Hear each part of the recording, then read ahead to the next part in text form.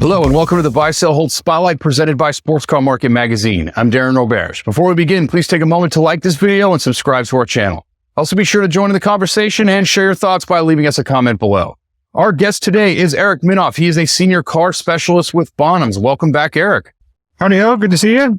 There's been a lot of stuff going on at Bonhams lately. Obviously, you guys are one of the most active organizations in this industry and beyond. So why don't you recap us on some recent news?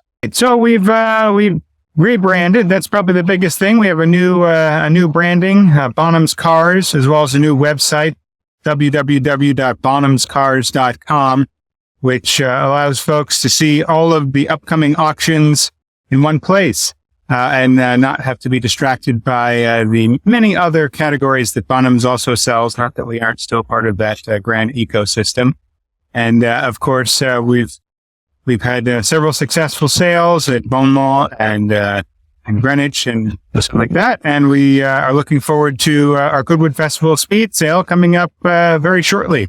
Well, you guys have had some significant recent sales, in particular, one that really sort of, I think, captured the attention of the world in general, not just the automotive sphere that we sort of exist in, was the Paul Walker Nissan GTR. Give us a little bit of background on the car. Where did it come from? How was it sold? Like, how did it manage to sort of fly under the radar this long? What was the result? Like, give us the rundown on that car.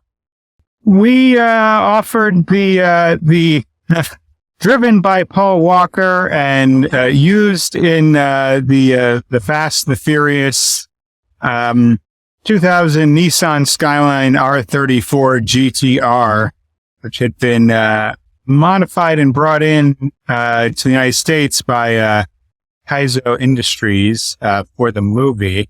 And what was unique about it is it was one of the first cars to really introduce, I think, a lot of Americans to, and quite frankly, folks who might not have been in a market for cars where the steering wheel's on the right side, to, you know, the king of the roost for Nissan, which was the Skyline.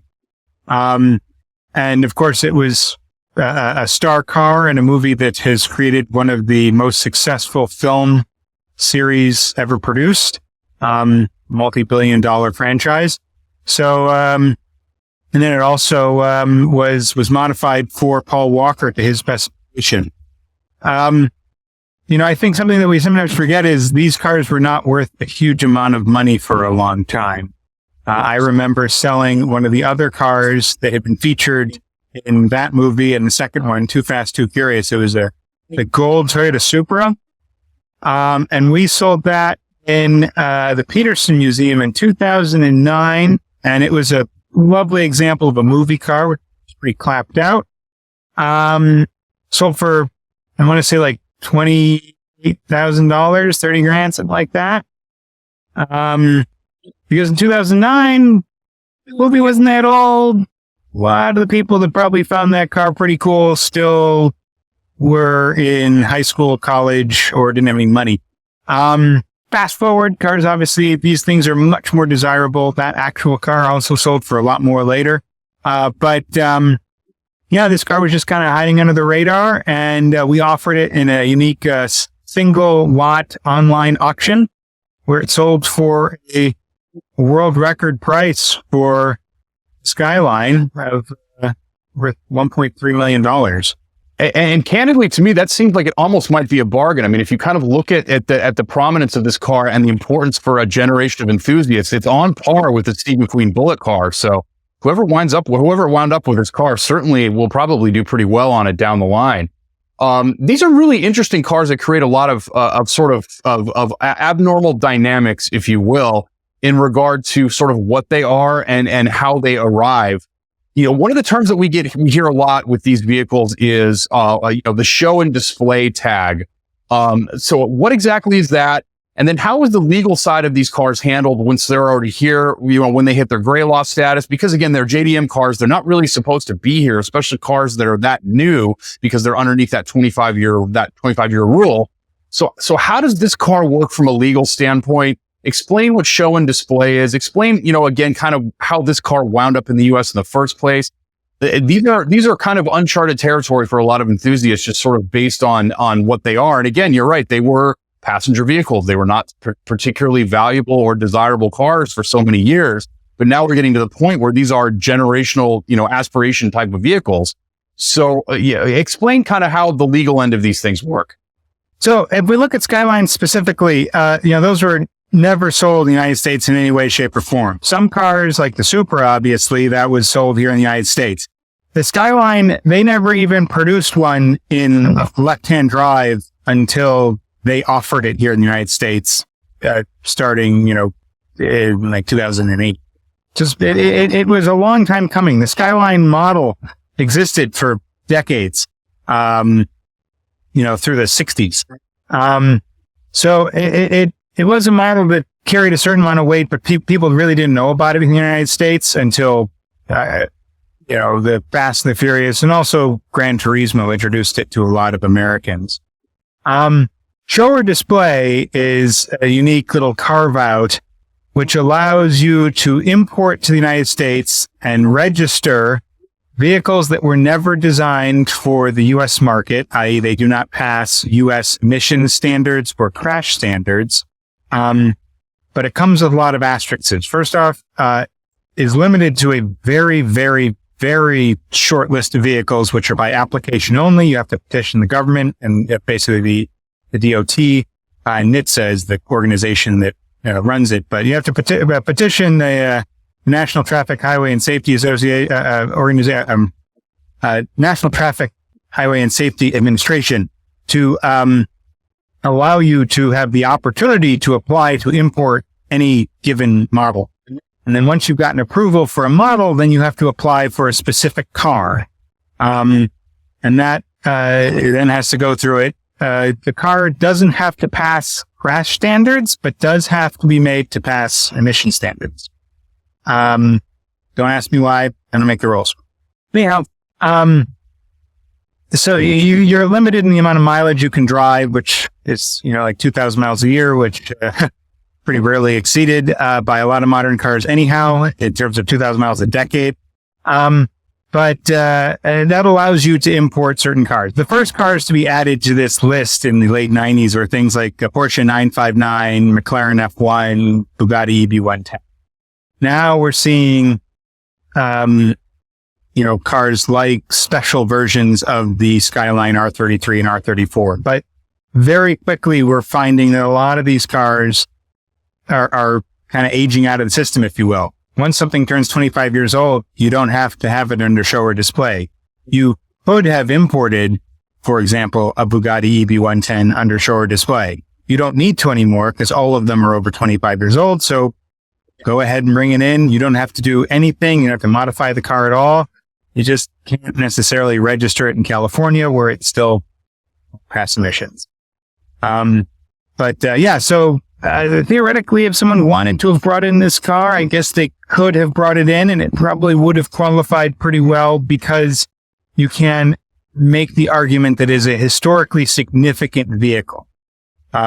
So the crux of this whole thing was that you were benefiting this was a culturally significant machine and it was justified for it to be here. Not just, I wanted it, it's cool, I need it here. So that was how you justified bringing in cars that most people don't need. So then say you do get a show and display and you have the car here a few years early. Does that have any effect on how the car is sort of processed once it does hit that 25 years?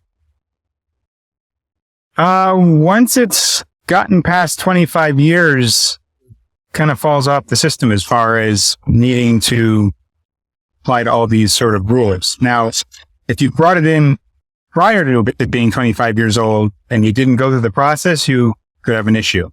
So if you have a car that you want to import, you have to make sure it's 25 years old or older, or that it qualifies for show or display and you go through the application process. And when a new owner buys it, they have to also apply. It doesn't just transfer. Interesting stuff indeed. Certainly worth it for a car of that stature. Another thing with some stature that Bonhams is always involved in year in, year out is Greenwich, Connecticut. You guys recently had a sale there. Give us the overall result. Talk about any surprises. What were the big sellers this year? It was our second time over at the W.R. Berkeley facility there across the street from the Delamar. during the big weekend of events there in Greenwich at the beginning of June. And we had an entirely no reserve auction, which was pretty special. So everything was going to sell, whatever the final bid price may be. And I think some of the highlights were we had a collection from the estate of Tom Ferrara, who had assembled a pretty incredible grouping of every iteration of the Corvette ZR1. Very nice, very low mileage examples. He had two C4 ZR1s, a 90 and 95, so bookends, the 95 having only 500 miles and being either one of one colorway. And then the 2013 and the 2019 both being the last examples produced, the last coupe and then the last convertible produced. All of them very low mileage, and they all sold very, very well. The 2013 and the 2019 all busted past their estimates. So those are pretty popular things. It shows that there is strength for the right modern vehicles with low mileage. You know, I got to tell you, those ZR1s to me really seem like they're slept on, especially the 1990, because you get that great sort of retro styling from that era of the C4, the earlier style of the C4. But you also don't get the ridiculous, TIE Fighter Star Wars dashboard. You also get a regular, legit 6-speed transmission. And, they're really a bargain for those. I mean, if you're out on the street, like you can pick those up for not a lot of money. Obviously, this was an exceptional example here, but compared to some of the other vehicles from that era that were in that same class, I mean, they're really a bargain right now. So, what was the top sellers? Anything sort of blow you guys away aside from the ZR1 collection? Yeah, so the top sellers would have been, the top seller was also from the Ferrari collection, and it was a basically brand new Ferrari F8 Tributo. But then there was also an Alfa 1900 that did quite well.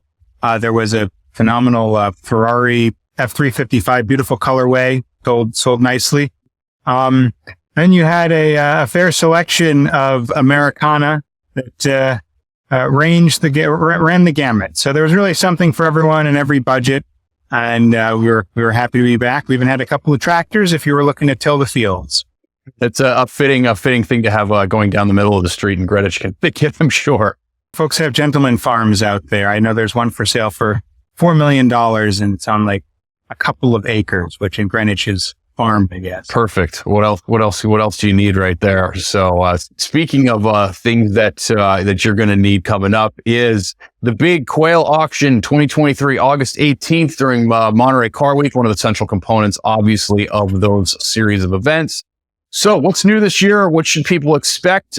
Give us sort of the basic overview of what's coming in Monterey this year. So we're, of course, back at the Quail Lodge, where we've been since 1998. We're going to be at our location there on the western end of the Quail facility, where we've been for the last several years. A big area with plenty of parking, which is actually quite rare in Monterey during that week. And of course, a new look because we have our new branding. So we're looking forward to debuting that at the auction there. The Bonhams Cars look, but we'll have about 100 cars on offer there on August the 18th, Friday, August the 18th, starting at 10 a.m. And we're going to have quite a range of things value wise, and some pretty spectacular stuff yet to be announced, actually, that we'll be hearing about in the very near future. But some pretty impressive cars from Modena to the You've already announced some pretty cool stuff. So let's kind of start talking about some individual lots here. First off, I mean, obviously I'm a huge Alfa Romeo guy. Everybody knows that. And you've got some really, really interesting selections of pre-war Alfas. Leading off the top, 1929 Alfa Romeo 6C 1750 Super Sport. It's a Zagato body car. It's formerly owned by an actor named James Robertson Justice and a sculptor named Stanley Wineless. So it's got some celebrity prominence to it. And it's never been offered never privately been offered for sale before. History back to Italy and the UK, and it's eligible for basically any event that you want to take us on. So, give us kind of the rundown on that car. What makes that car special? Where's the value there? Right. So, it's got good history, having some known owners. James Robertson Justice, he was a comedian who mostly played sort of bumbling authority figures in movies where he was the doctor in the title, Doctor whatever. So he owned this car in the UK in the 50s. Stanley Wanless, of course, he's a very famous bronze sculptor of automobile art. So there's a lot of, if you were to Google Wanless bronze, you'll find many examples of his work. They're also found in a lot of collections as things you have scattered about. So it's neat to have them associated with the car. Of course, as a lot of these cars have, they've remained in private family collections for a very, very, very long time. They're unique machines that they've qualified for a lot of things. They've always been relatively modern engineering wise. I mean, double overhead cam, supercharged. Toriano is really a mechanical genius. And like you said, they qualify for just about anything. So if you want to do an event ranging from the Mille Miglia or the Colorado Grand, you could do either one in a car like this. So, and this one, of course, has a lot of originality in terms of the makeup of its parts, which adds to its value. Yeah, two more examples sort of the similar era. 1930 Alfa Romeo 6C 1750 at the 4 Series Supercharged Grand Sport Spider. And you also have a 34 6C 2300. So what's the difference between those cars? Like, why would somebody pick one of these over the other one? What do these cars do individually that makes them different from each other? Yeah. So, you've got the 6C 2300 obviously has a slightly larger motor, hence 23 versus 1750. But focusing on the 1750 there, since the 2300 is actually a later recreation, it gives you all the experience of the big dog without having to pay the significant cost of acquiring an original one. But the 1750, it's a 4th series car, so you're getting towards the end of the series for it, but a pretty special machine that was ex-Luigi Scarfiotti and Scuderia Ferrari. Was entered in the Mille Miglia in 30 and 31, where it finished 6th overall. Mechanically, it's numbers matching engine, transmission, frame, a supercharger gearbox.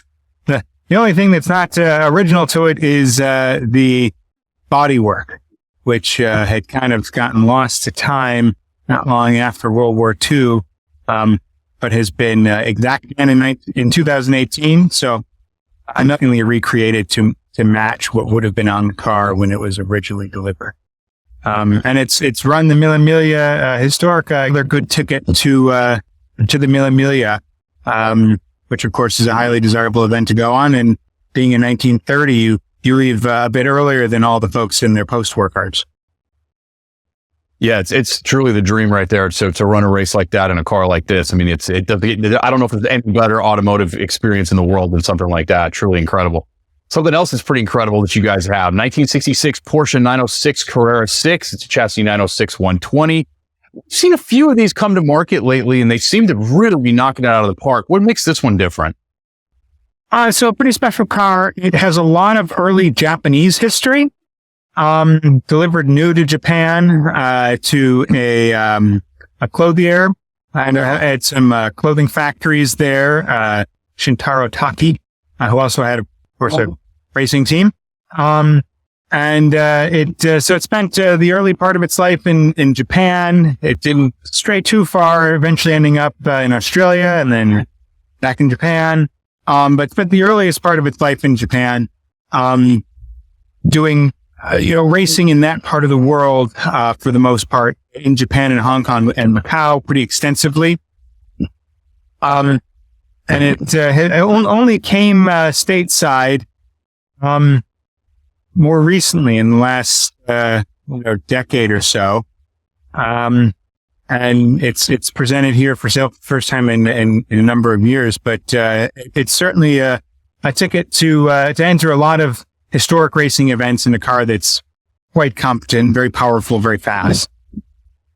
Yeah, they're really, really cool cars, really special. And it's always a thrill to see those out, and it'll be a thrill to see them there. Another car that seems like it's always a thrill, that's something you guys generally like to try to have in Monterey, is a 1931 Bentley 4.5-liter supercharged 4-seat sports. Tell us about this one. Again, there's very few cars, I think, probably from that part of the world that are as like iconic as one of these. And it's got all the cool looking stuff on it that you would expect to see on one of these. So, well, what's the story with this car? Sure. It's one of their 50 original blowers built. These were, of course, originally designed to basically be the rabbits for the Mercedes SNSKs to chase Le Mans, to wear them out to allow the Speed 6s to actually win. This one was delivered new with the Gurney nutting drop head coachwork to Scotland, where it spent the early part of its life. Stayed in the UK. In the post-war period, it spent a lot of its life with a single family from the 60s up through the early aughts. But by the early 60s, it had already actually lost its bodywork, which was a pretty common phenomena with these.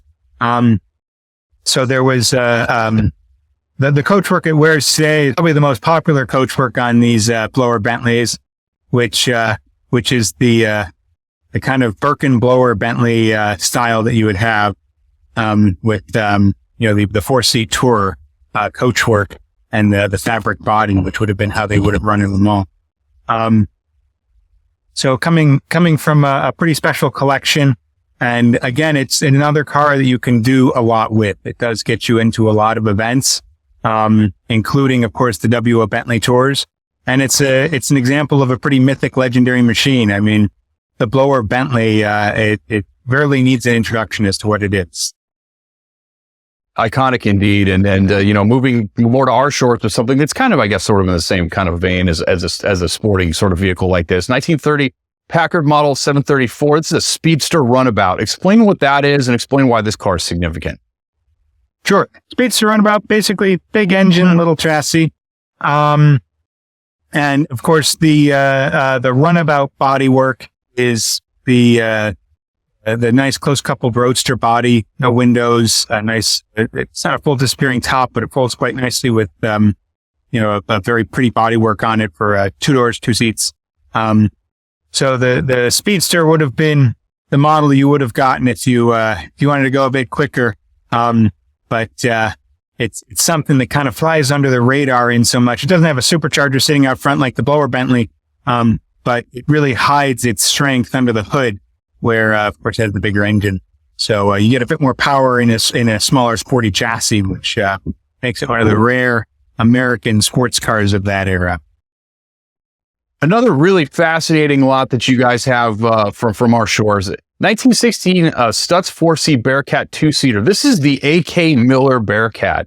And there's kind of a lot of interesting things going on with this car, condition-wise, everything else. Like, sort of explain what this car is, where it came from. Why is this car special? Who's A.K. Miller? Give us the rundown here. Sure. I mean, Bearcats were right up there with Mercer Racebouts in terms of being these mythical legends on the track. They were...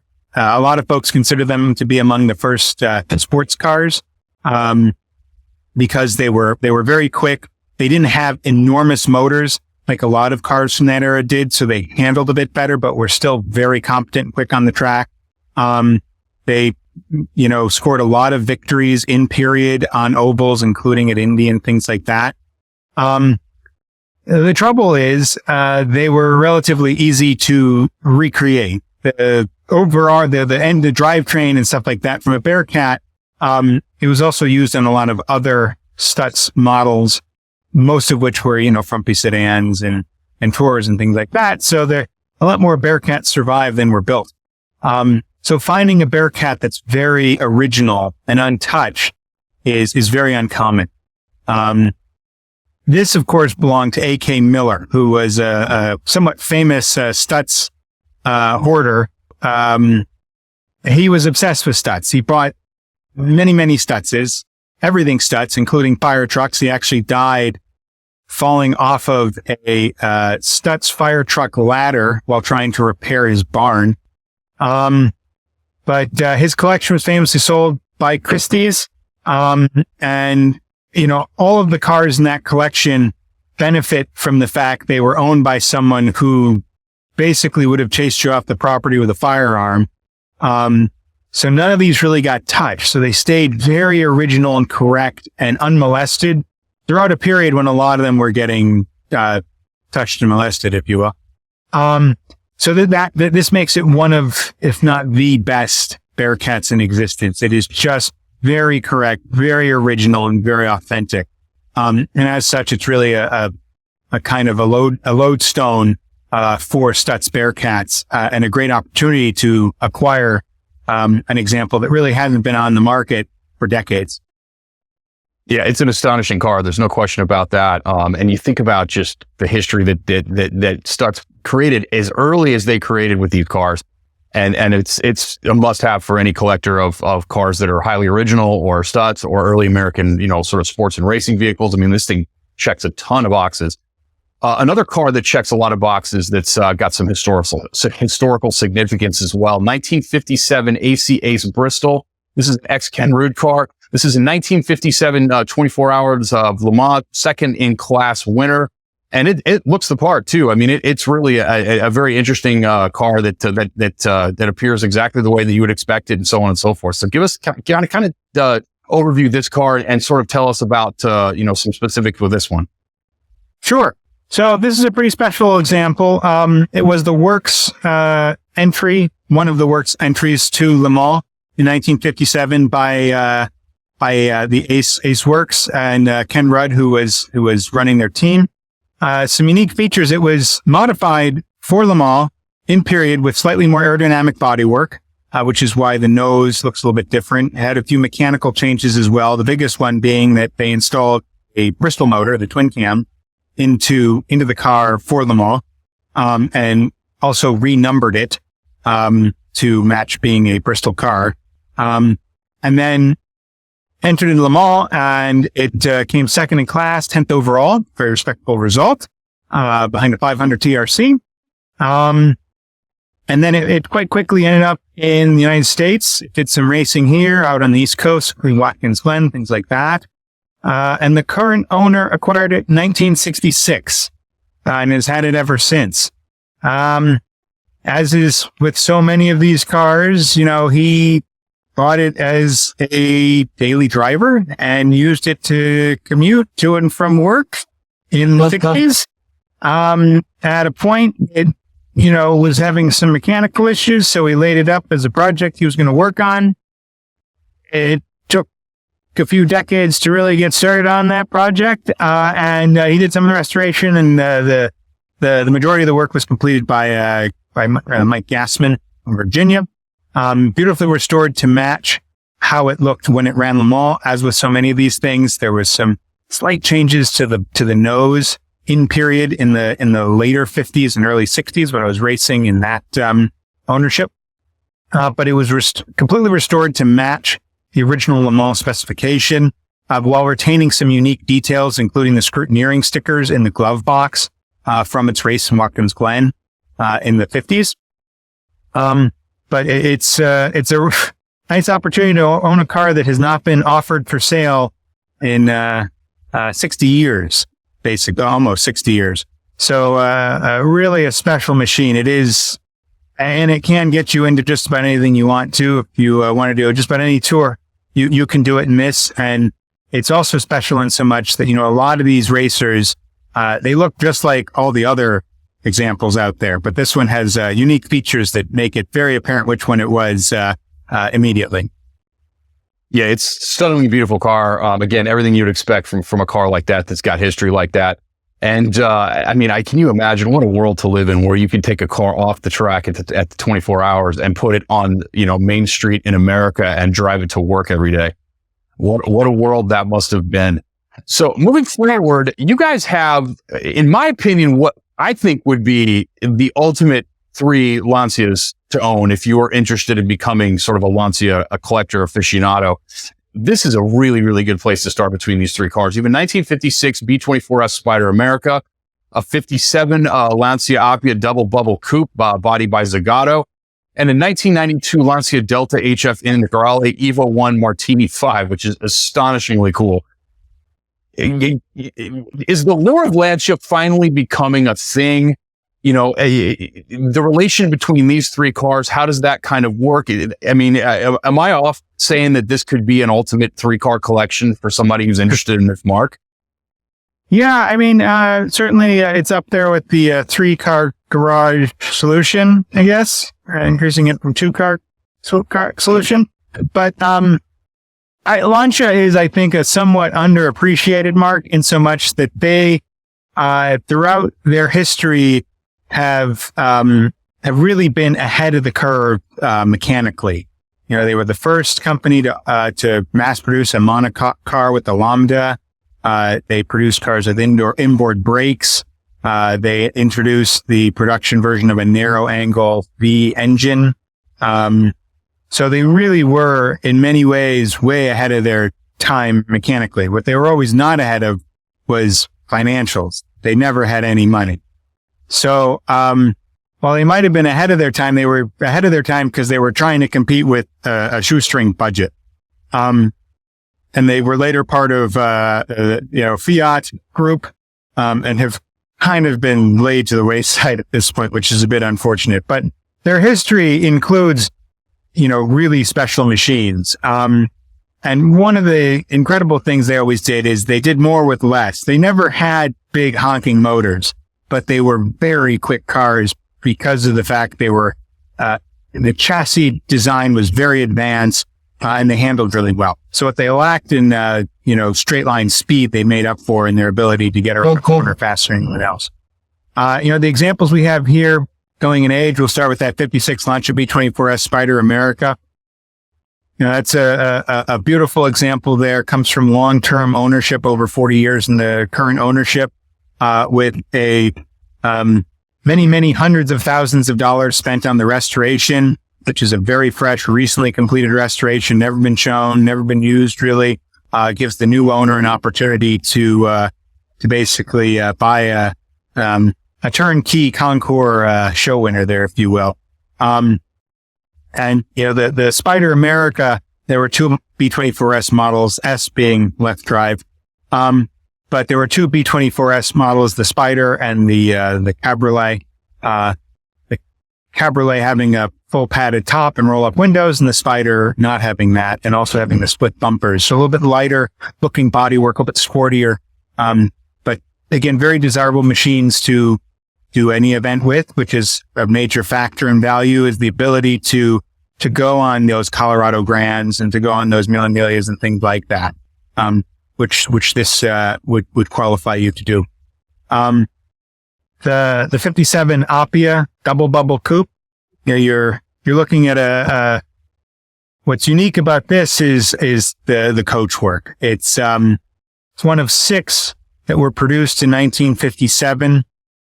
It has the double bubble roof. Not all of them had that double bubble roof. It's an identical example to actually an Appia Zagato that was entered in the last Mille Miglia and won its class. Has a number of great period options, including a larger fuel tank for competition use. And it's, like I said, it's got that, beautiful jewel box of a motor, these 1100 cc V4 narrow angle 4-cylinder, bringing out 65 horsepower through a 4-speed manual gearbox. But this gives you the chance to really, look different from everyone else. It's got those neat little tail fins, which are, a pretty, interesting Italian nod to American ZH design, but a very rare car. And then last, that, Martini edition, Integrale.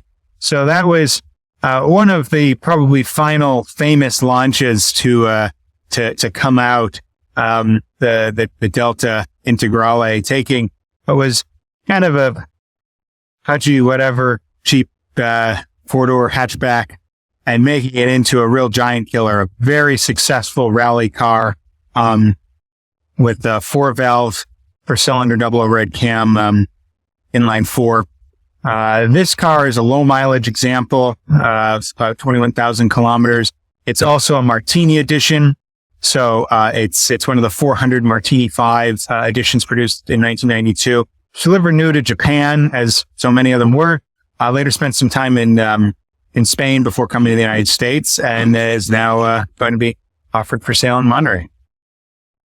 I got to tell you, I love all three of these cars. These cars are all fantastic, and their new owners are going to be smiling ear to ear every time that they look at these cars, every time they ride in them. And that's kind of what these cars do, is that they just have so much heart and so much personality, and that's really going to be portrayed when these cars hit the block, I think probably coming up in August in Monterey.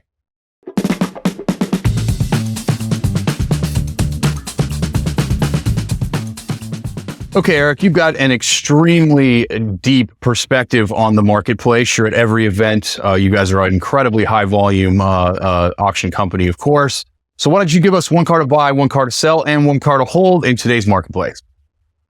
Sure. Car to buy, I would say 50 sports racers, blue chip 50 sports racers. Those are buys. They are super qualified machines. They can do everything with them. They provide a really spectacular driving experience.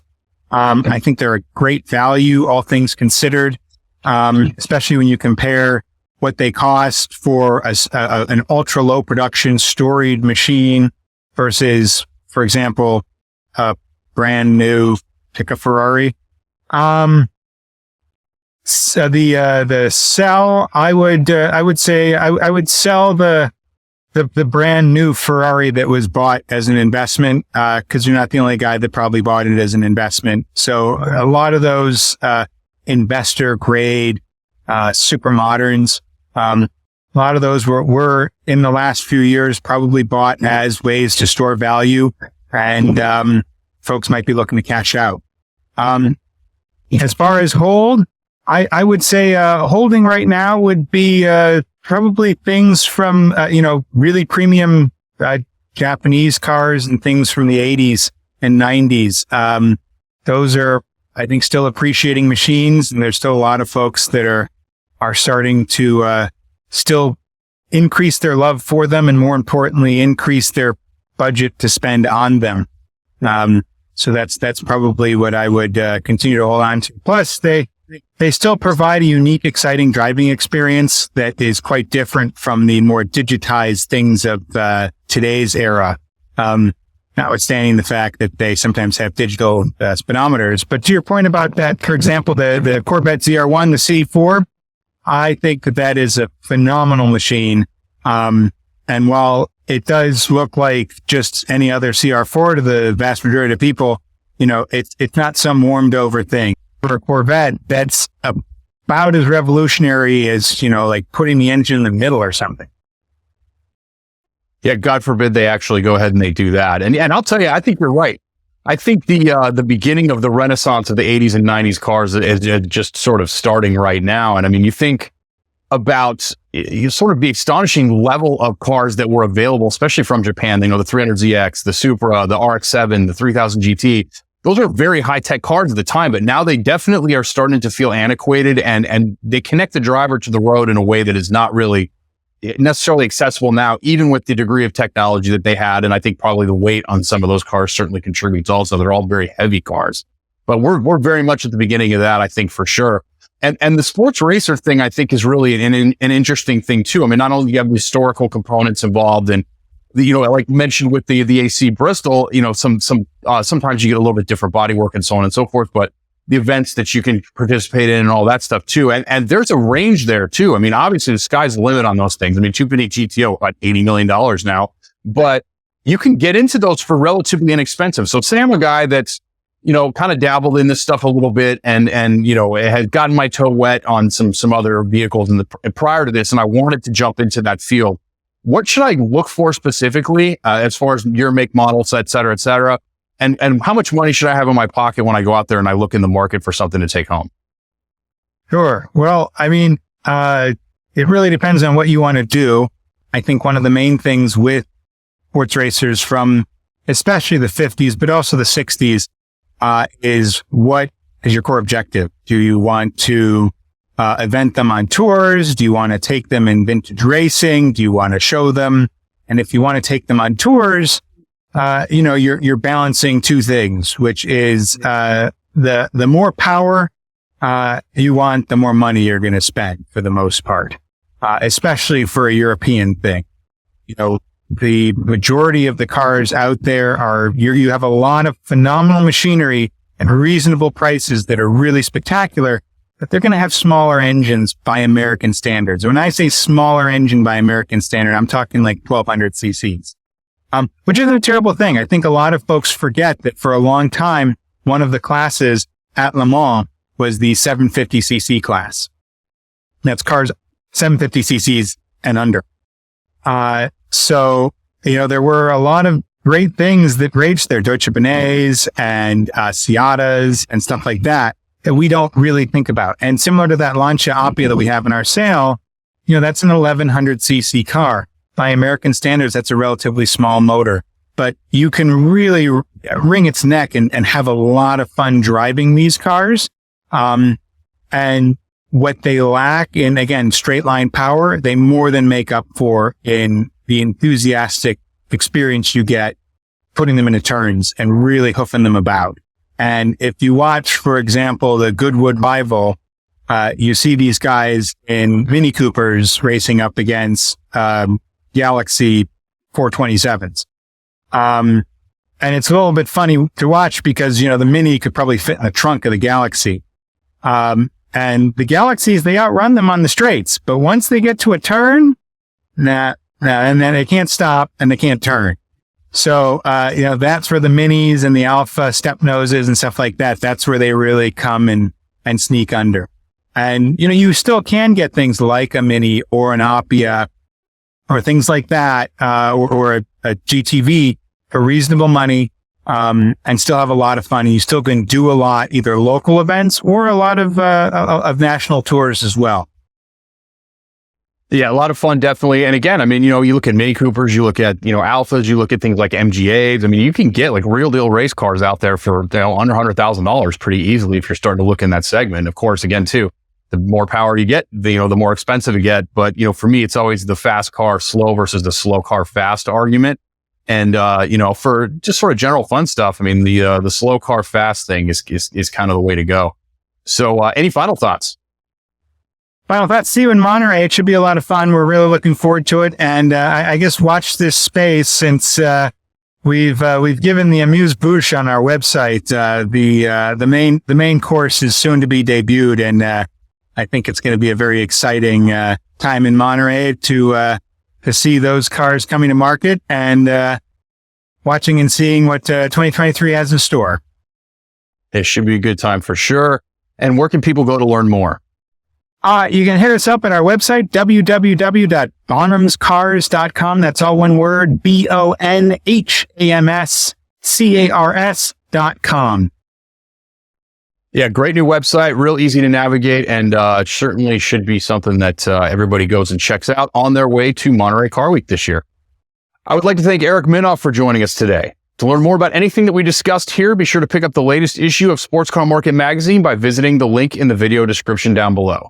As a reminder, if you enjoyed this content, please take a moment to like and share this video, and don't forget to subscribe and hit the bell icon to stay on top of future episodes. I'm Darren Roberge, and thank you for joining us on the Buy, Sell, Hold Spotlight.